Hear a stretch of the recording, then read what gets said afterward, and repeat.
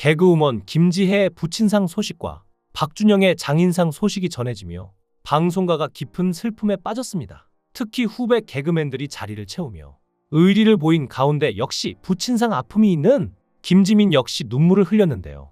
박준영은 방송 중 갑작스러운 부고 소식에 방송을 잠시 자리를 비운 뒤 후배인 박성광이 그의 자리를 대신해 라디오 방송을 이어갔다고 합니다. 또한 박영진은 방송에서 박준영의 부재를 알리며 박준영 씨도 장인어른 잘 보내드리고 다음 주에 밝은 모습으로 뵙기를 기다리고 있겠다라고 전하기도 했죠. 이와 함께 김지민이 김지혜의 부친상 빈소를 찾아가 조용히 눈물을 흘리는 모습이 포착됐는데요.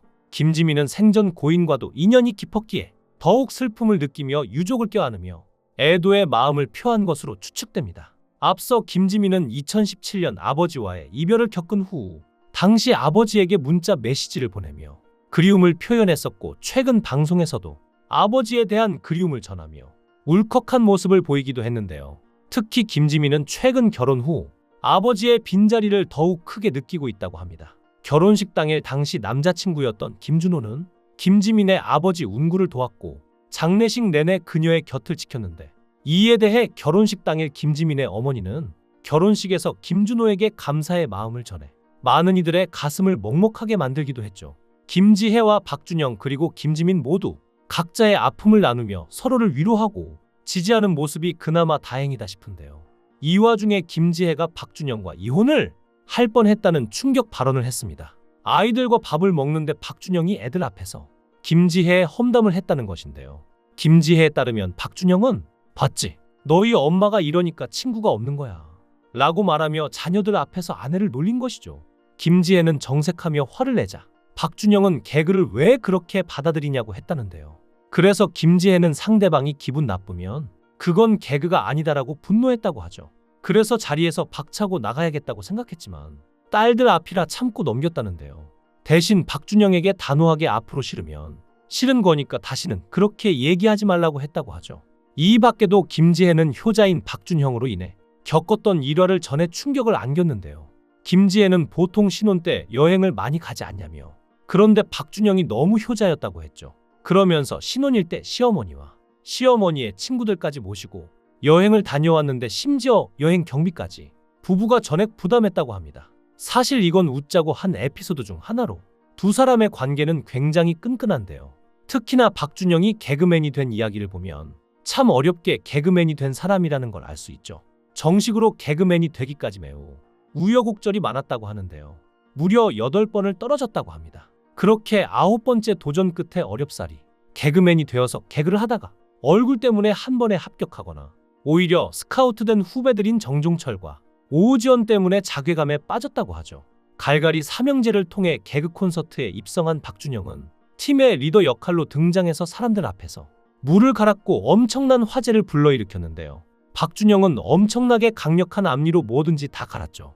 초기에는 오로지 무만 가는 게 전부였지만 언젠가부턴 물을 갈아서 무언가로 변형시키고 나중에는 너무 무만 하다 보면 식상해질 수 있기에 오이, 당근, 단무지, 알로에, 수박, 파인애플 등 점점 단단하고 다양한 소재들로 변경되더니 나중에는 콜라 페트병도 단 한 방에 뚫어버렸죠. 박준영의 트레이드 마크가 앞니라는 것을 잘 알려준 코너라고 할 수 있는데요.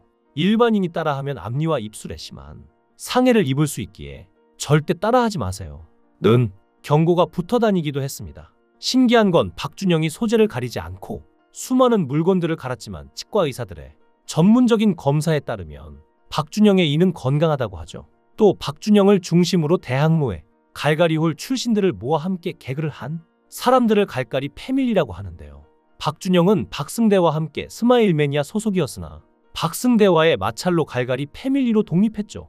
이후 갈갈이 패밀리는 단순한 그룹이 아니라 매니지먼트 회사로 성장했고, 갈갈이 패밀리는 대한민국 개그사에 지대한 영향을 미쳤습니다. 김병만, 이수근, 정영돈 등 우리가 잘 알만한 네임드 개그맨들은 거의 갈갈이 패밀리 엔터테인먼트 소속이었다고 하며, 무림남녀의 김민정은 갈갈이 패밀리 엔터테인먼트와 계약하지 못해 개그우먼 활동을 그만둘 정도로 갈갈이 세력의 지분이 8할 이상이었다고 하죠.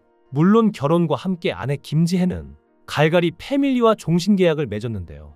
참고로 박준영이 출연한 거의 모든 코너와 캐릭터는 모두 박준영 본인이 직접 아이디어를 내서 만들었다고 합니다. 그가 만들어낸 대박 코너의 숫자가 말해주듯 재미있는 코너를 만들어내는 기획력은 역대 최고 수준인데요. 즉 대한민국 모든 개그맨 중에서도 손꼽히는 아이디어 뱅크라는 것이죠. 한창 전성기 때는 개그 콘서트의 모든 코너를 박준영이 손수 짠다는 소문도 돌았는데요.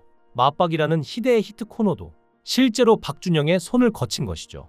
맞박이의 원형은 박준영과 김연기의 아이디어로 1999년에 대학로 극장에서 처음 선보였으며 극장에서 공연했을 때는 박준영, 김연기, 이승환, 이명필이 출연했었고 코너 이름도 건들건들 건달이였다고 합니다. 이후 맞박이라는 이름으로 정종철, 김시덕, 김대범과 코너를 올린 것이 데이트를 거둔 것이었죠. 그러다 갑작스레 2008년 4월에 정종철, 오지원과 함께 MBC 개그야로 이적하는 일이 벌어졌는데요. 덕분에 개그 콘서트 팬들한테 두고두고 까였죠. 그런데 사실은 복잡한 이유가 있는데요. 그 당시 정종철이 개그 콘서트 PD 김성윤과 심한 불화를 겪게 되고 3개월간 출연 정지를 당하면서 개그 콘서트에 더는 나갈 수가 없게 됐는데 마침 MBC에서 섭외가 오자 정종철이 박준영에게 함께 MBC로 가자고 제안했고 박준영 본인도 바로 승낙했다고 하며 이후 오지원도 덤으로 데려갔던 것입니다. 당시 개그맨이 방송사를 옮기는 건 매우 어려운 일이었으며 더군다나 대외적으로 배신으로 보이기에 박준영 본인 또한 굉장히 힘든 결정이었다고 합니다. 하지만 그럼에도 불구하고 결론적으로 약자인 동생 정종철의 손을 들어준 셈이죠. 또 박준영은 후배들을 위해 대학로에서 갈갈이홀이라는 극장을 운영했는데요.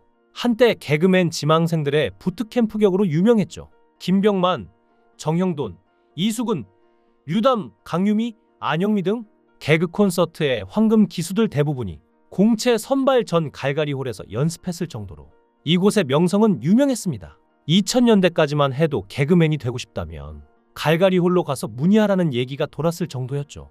한 기사에 따르면 여기 속한 개그맨들은 하루 3-4번씩 공연을 하며 공채 시험을 위한 코너를 준비하는데요. 아무래도 이들이 정식 멤버가 아닌 지망생들이다 보니 페이는 그닥 많지 않지만 그래도 이 곳만큼 지망생들이 경험을 쌓기 좋은 곳이 없다 보니 개그 지망생들은 꾸준히 여길 찾았죠. 개그맨으로서 성공했을 뿐만이 아니라 김지혜와 결혼하며 사랑도 성공한 박준영, 그리고 두 딸을 낳았는데요. 첫째 박준희가 2007년생, 둘째 박혜인은 2009년생으로 둘 다 어머니보다는 아버지를 더 닮았죠. 둘 다 부모님의 영향인지 뛰어난 예능감을 보유하고 있지만 정작 본인들은 코미디언이 되고 싶지는 않다는 확고한 의사를 말했는데요. 이렇게 예쁜 손녀들을 두고 떠나셨을 김지혜의 아버지가 참 안타깝습니다. 특히나 김지혜의 아버지와 박준영이 끈끈한 사이를 자랑했던 만큼 이번에 아버지와 장인을 잃은 두 사람이 겪을 슬픔이 얼마나 클지 예상이 되는데요. 이제는 고통 없는 곳에서 편안하시길 바랍니다. 삼가 고인의 명복을 빕니다.